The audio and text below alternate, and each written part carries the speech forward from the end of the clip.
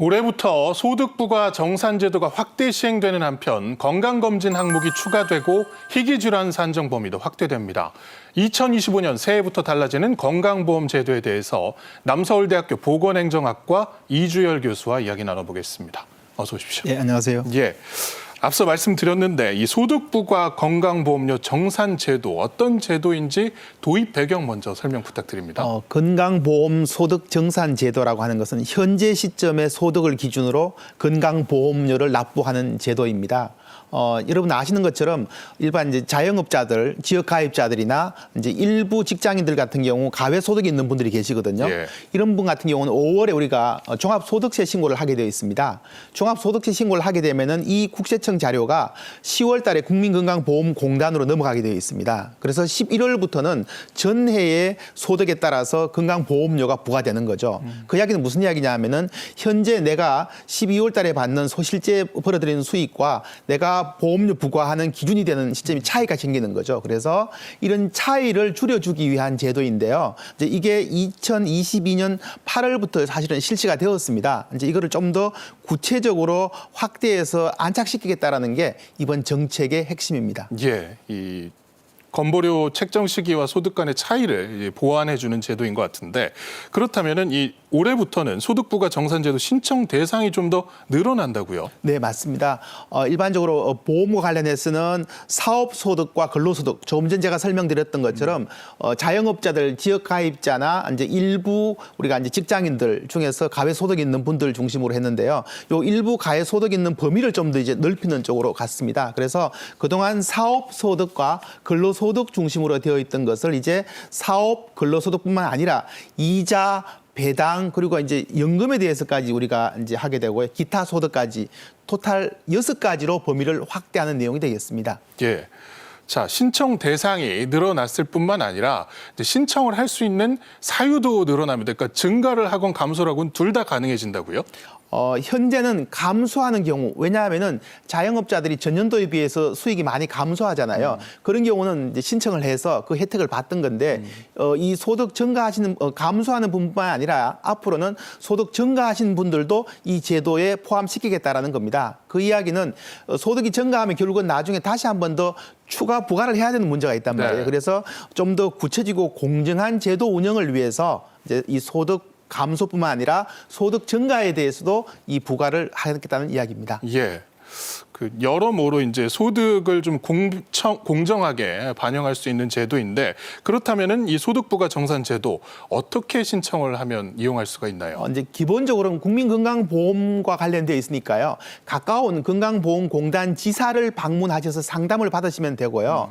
이제 최근에 들어서는 이제 온라인 앱으로 많이들 활용을 하시니까 국민건강보험공단 홈페이지에 들어가시면 민원실이라고 있습니다. 거기에 들어가셔서 활용하시는 부분이 있고 또 이제 앱 개인 핸드폰에서 더 건강보험이라고 하는 앱이 있기 때문에 이 앱을 다운받아서 사용하셔도 됩니다. 예, 지금 화면으로 소개를 해드리고 있는데요. 일단은 국민건강보험 홈페이지에 들어가셔서 이용을 하시는 방법이 있고 그리고 더 건강보험, 이 모바일 앱이 되겠습니다. 여기서도 소득 조정 정산 신청을 하실 수가 있습니다.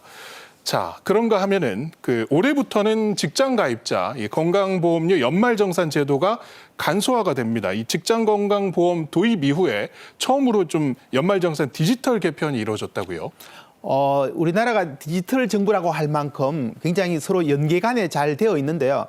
이제 최근 들어서 이제 국세청과 국민건강보험공단의 연계 시스템을 이제 강화하겠다는 내용이 기본 취지라고 보시면 되는데요. 왜냐하면은 조금 전 또 설명을 드렸던 것처럼 종합소득세 이런 부분들을 한 다음에 다시 한 번 더 일정한 기간이 지나야 되고 또 사업자 같은 경우는 이거를 2번 연달아서 또 신청해야 되는 이런 여러 가지 복합적인 내용들이 좀 많았습니다. 그래서 통상적으로 사업장에서는 매년 3월 10일까지 건강보험공단에 소속 근로자들의 그 임금, 소득을 다시 신고를 해야 됐거든요. 왜냐하면은 5월 달 또는 12월 달에 자동으로 정산되었던 내용들을 다시 한 번 더 사업장에서 신고를 하는 것은 부담스러운 부분이잖아요. 그래서 이런 부분을 줄여주기 위해서 이제는 한 번만 국세청에 신고를 하게 되면은 그 자료가 통째로 건강보험공단으로 넘어가서 해당 근로자에게 건강보험료가 부과되는 방식 이제 그 내용이 되겠습니다. 예, 결국은 이중 신고가 사라져서 연말정산할 때 좀 부담이 많이 맞습니다. 덜어지는 예. 효과가 있는 것 같습니다. 자, 그런가 하면은 이 검진 부문에서 생애 주기별 건강검진 항목이 새롭게 또 추가되거나 또 확대가 된다고 하는데 이건 어떤 내용인가요? 우리나라는 사실은 세계적으로 가장 우수한 건강검진 제도를 가지고 있는 나라입니다. 건강검진은 질병 예방을 위해서 꼭 필요한 제도인데요.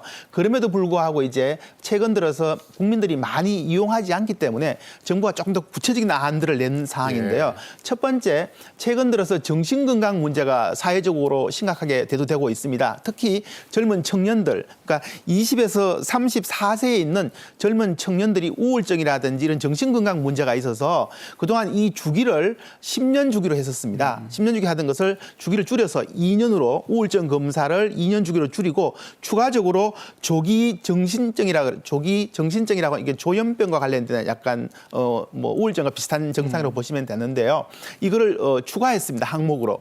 근데 기존에 20에서 34세 특히 젊은 층에서 이 정신건강 문제가 있어서 주기를 2년으로 줄이고 새로운 항목을 추가하고 그 이외에 우리나라 정신 우울증 검사들은 예를 들어서 40세에서 49세, 50에서 59세 포함해서 70세까지 지속적으로 이루어지고 있는데요. 이 연령층에 대해서는 그대로 10년에 한 번씩 우울증 검사를 하고 이번에 20에서 34세 젊은 층들에 대해서는 주기를 2년으로 줄인 내용이 되겠습니다. 이게 첫 번째 이제 중요한 내용이 되겠고요. 네. 두 번째가 이제 C형 간염인데요. C형 간염은 우리가 이제 감경변으로 갈 수 있는 그런 질병입니다. 근데 또 아쉽게도 다른 우리가 간염 A, B 이런 뭐 여러 간염에 비해서 예방 백신이 없습니다. 그러니까 다시 말씀드려서 C형 간염은 조기 검진을 통해서 발견해야 되는 그런 질환입니다. 그래서 이번에 이 56세 국민을 대상으로 C형 간염을 추가로 검사하는 것을 건강보험 검진에 포함을 시켰고요. 또 여성들에게 또 문제가 되는 게 골다공증입니다. 그래서 이 골다공증 검사가 그동안 54세, 66세 여성을 대상으로 그러니까 우리가 특정한 연령을 대상으로 하는 건강검진 항목들이 있거든요. 그게 이제 대표적으로 여성들의 골다공증 검사인데 이걸 60세를 추가했습니다. 왜냐하면은 말씀드렸던 것처럼 54세와 66세까지 좀 간격이 너무 크니까 중간 정도 60세 추가하는 항목. 그래서 이렇게 이제 크게 세 가지 내용들이 이번 건강검진 항목에 추가된 사항입니다. 예, 그 세계적인 시스템을 가지고 있음에도 사실 자살률이 상당히 높은 국가였는데 이 정신건강 항목이 포함이 된 건 상당히 환영할 만한 일인 것 같습니다. 그리고 올해부터 이 산정특례 대상 희귀 질환이 확대되는데 결국은 이제 장기간 치료를 해야 하는 중증 질환에 대한 이제 본인 부담률 좀 낮춰주는 제도 같습니다. 어떻습니까? 이제 산정특례 제도가 무엇인가 좀 이해를 하셔야 되는데요. 산정특례 제도라는 것은 이제 본인 부담률이 높고 장기간 치료가 필요한 부분입니다. 우리가 이제 건강보험 전 국민들이 건강보험 혜택을 받고 있으니까요. 우리가 이제 건강보험 혜택을 받을 경우에 병원에 가게 되면 여기 본인 부담률이라는 게 있습니다. 건강보험에서 지급해주는 부분이 있고 그래서 이걸 우리가 급여라고 하고요. 그 얘기는 또 내가 내야 되는 본인 부담률이 있는데 이 본인 부담률이 통상적으로 우리가 이제 의원급이나 각 병원 종류별로 다 다릅니다.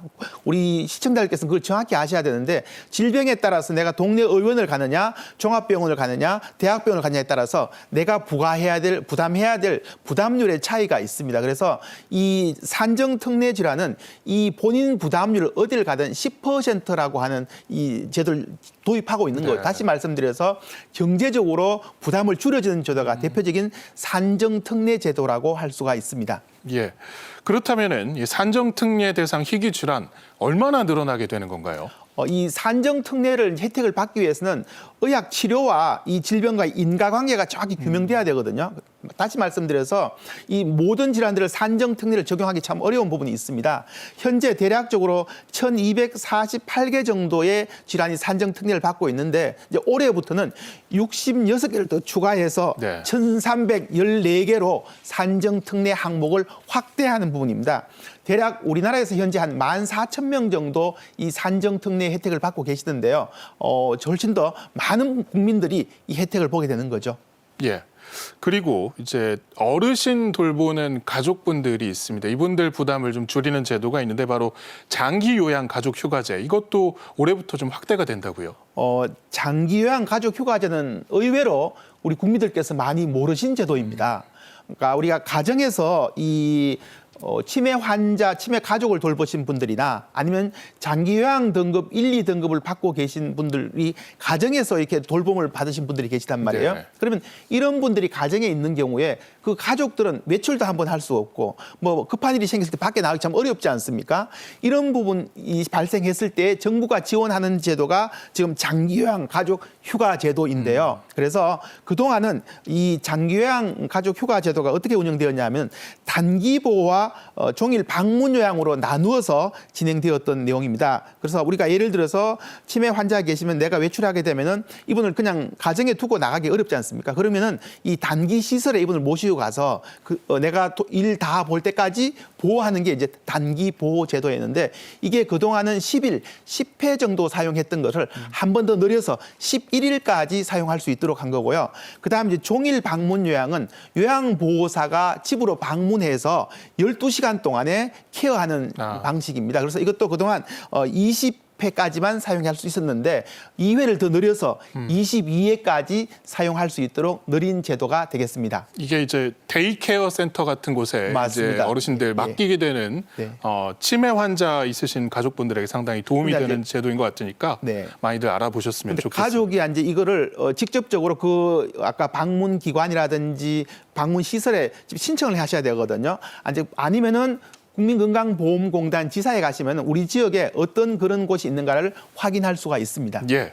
그리고 만성 질환들이 있습니다. 꾸준한 관리가 필요한 질환들, 뭐 고혈압, 당뇨 같은 것이 될 텐데 동네 의원을 이용을 하는 사업, 그러니까 맞춤형 의료 서비스를 동네 의원에서 이용할 수 있는 사업입니다. 1차 의료 만성 질환 관리 사업이 지난해 9월부터 시작이 됐습니다. 이거 어떤 사업인지 좀 소개를 해주시죠. 1차 의료 만성 질환 관리 사업은 우리 보건의료 분야에서는 줄여서 만관제라고 하는 사업인데요.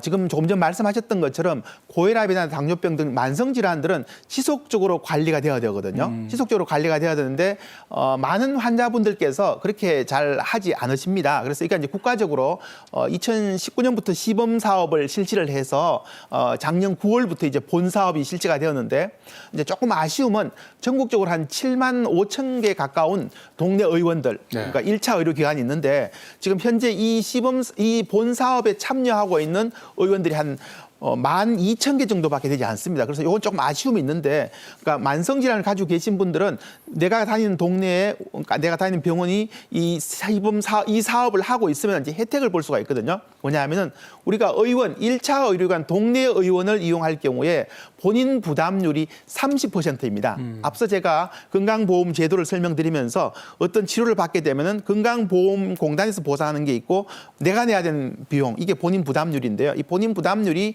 동네 의원들 같은 경우는 30% 적용을 받습니다. 그런데 이 1차 의료 만성질환 관리에 등록을 하게 되면은 등록을 하셔야 됩니다. 등록을 하게 되면은 본인 부담률을 20%로 낮춰주고요. 또 여기에서 제대로 된 케어, 1년 동안 케어를 간호사의 상담이라든지 의사의 상담들을 받게 되는 이런 과정을 거치게 되고 또 건강생활을 열심히 잘하게 되면은 이 건강생활지원금이라 그래서 8만 원을 바우처 방식으로 보상해주는 방식입니다. 정부가 왜 이 제도를 운영하냐 하면은 말씀드렸던 것처럼 이 만성질환을 초기에 지속적으로 관리하지 않을 경우에 더 큰 질환, 사망을 일으키는 유발하는 다른 합병증으로 가기 때문에 체계적으로 만성질환을 관리하기 위해서 정부가 이제 의욕적으로 2019년부터 실시를 했었고요. 이제 본 사업을 작년 9월부터 했었기 때문에 좀 더 많은 국민들이 이 제도를 활용을 했으면 좋겠습니다. 예, 또 하나는 이제 만성 질환의 경우에는 굳이 뭐 3차 의료기관까지 가서 이용을 할 필요도 없고 중증을 좀 대상으로 3차 운영기관이 이용이 되도록 하는 그런 유인 효과도 좀 있는 것 같습니다. 네, 맞습니다. 이제 지금 우리가 제목에서부터 1차 의료, 동네 의원을 활용하자는 거거든요. 그래서 우리가 경정 같은 경우는 동네 의원들 우리가 주변의 의료기관을 이용해서 잘 활용하는 게 훨씬 더 우리 건강 관리에 도움이 된다라고 하는 부분들입니다. 예. 오늘 말씀 여기까지 듣겠습니다. 지금까지 남서울대학교 보건행정학과 이주열 교수였습니다. 고맙습니다.